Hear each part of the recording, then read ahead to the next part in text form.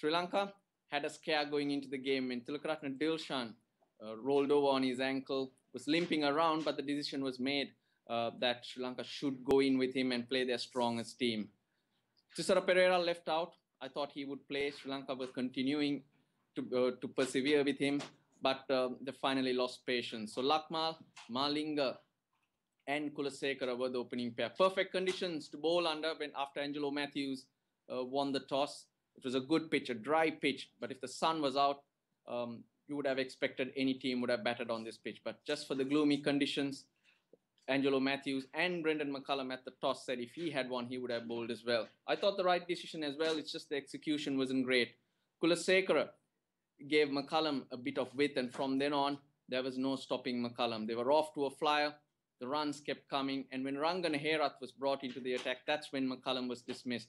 65 he had raced up to, New Zealand losing their first wicket at 111. Kane Williamson, a half chance went down, a catch which you would normally see Kumar Sangakkara pick up. He went on to make 57.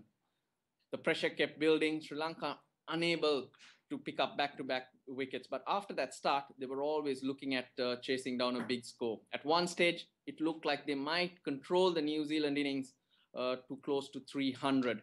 But that's when Corey Anderson came in at 4 for 193 in the 34th over.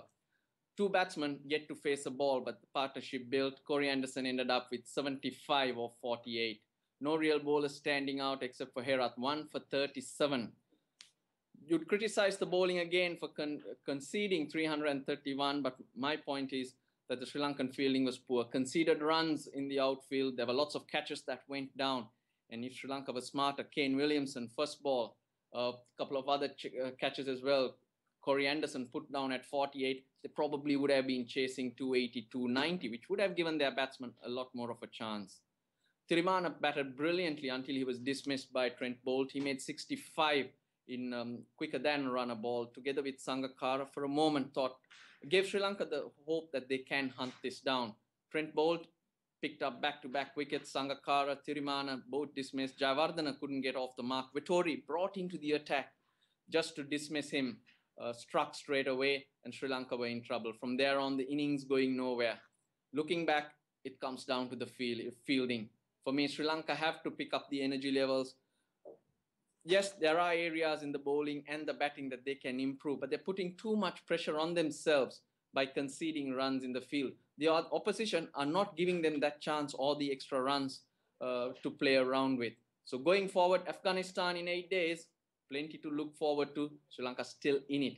That's the most important thing. A win can change everything, but it's going to be a big game because the games against the associate countries, Sri Lanka have to win. So Afghanistan next Sunday, and Sri Lanka will feel the pressure because a quarterfinal place is up for grabs.